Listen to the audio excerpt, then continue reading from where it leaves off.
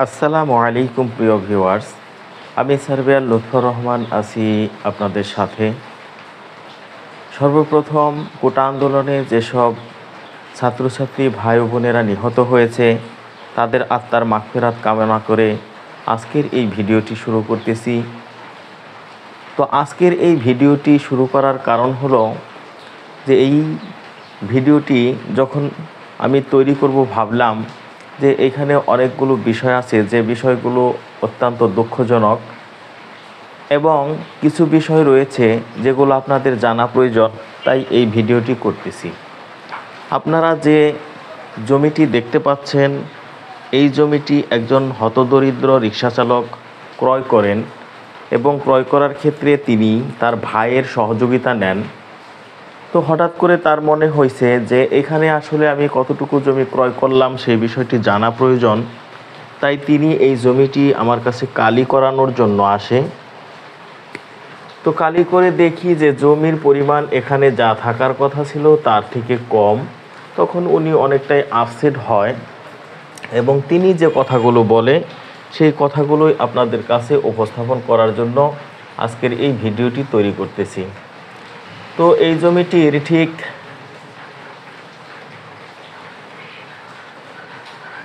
পশ্চিম পাশে রয়েছে 25 ফিট, এইখানে রয়েছে 26 ফিট, এইখানেও রয়েছে 26 ফিট। যেহেতু দৈর্ঘ্যটি বেশি তাই মাঝে মাঝে মাপগুলো নিতে হয়েছে। এখানে রয়েছে 30 ফিট এবং এখানে রয়েছে 27 ফিট এবং উত্তর বাহুটি রয়েছে 123 ফিট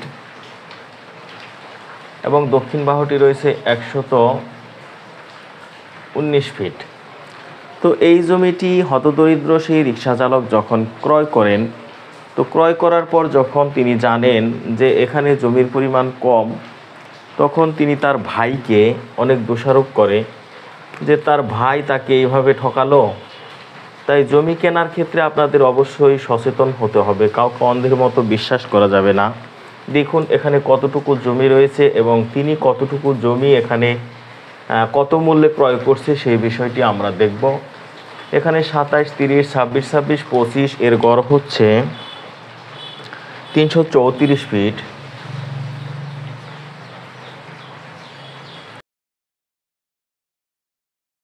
সমান হচ্ছে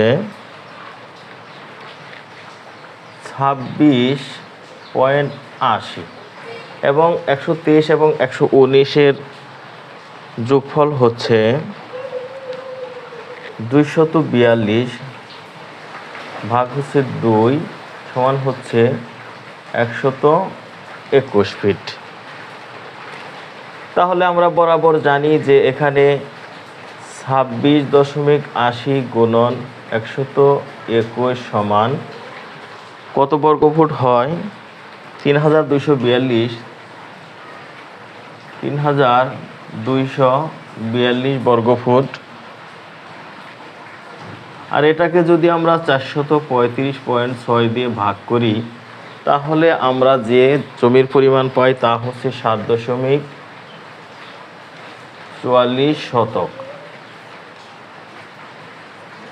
তো উনি যখন এই জমিটি ক্রয় করার পর আমার কাছে কালি করানোর জন্য আসে, আমি তখন তাকে বলি যে এখন কালি করাতে আসলেন কেন? এটি তো আগেও কালি করে নিতে পারতেন ক্রয়ের আগে, যেটি আপনার জন্য অনেক ভালো হতো।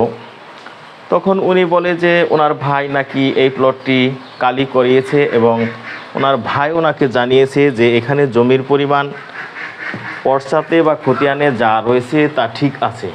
তাহলে আমরা এখানে জমি পেলাম 7.44 মানে 7.5 শতাংশ, কিন্তু এইখানে পর্চার মধ্যে এই প্লটটি জমি রয়েছে 10 শতক। তাহলে আমরা এখানে পেলাম 7.44 শতক সমান কত হয় দেখুন, 2.56 শতক। তার মানে হলো তার আপন ভাই এখানে তাকে এই জমিটি কিনে দিতে গিয়ে তিনি ইচ্ছাকৃতভাবে এখানে তাকে প্রায় 2.5 শতক জমি কম থাকার পরও তাকে ক্রয় করে দেয় এবং বলে যে জমি এখানে যা থাকার কথা তা আছে।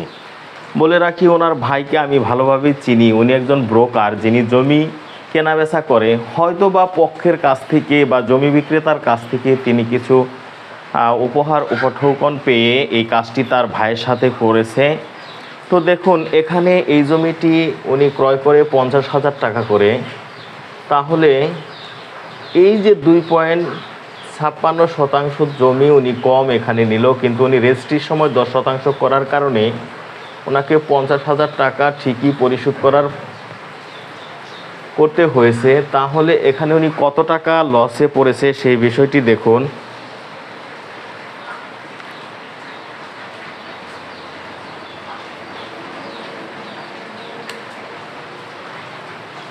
এক লক্ষ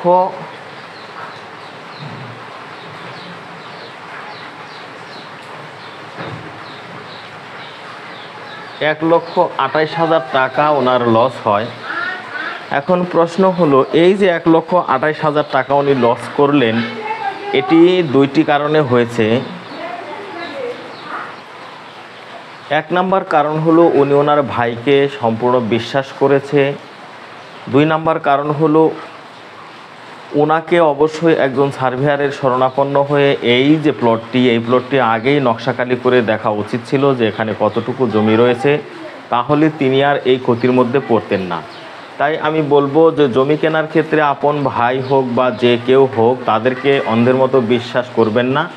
আপনারা অবশ্যই যে জমিটি কিনবেন তার প্রাথমিক পর্যায়ের যে বিষয়গুলো রয়েছে, জমি কালি করা এবং জমির যে খাজনা খারিজ অথবা জমির মালিকানা, সমস্ত কিছু ভালোভাবে দেখে শুনে জমি ক্রয় করবেন।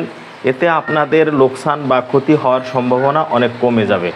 ধন্যবাদ সবাইকে।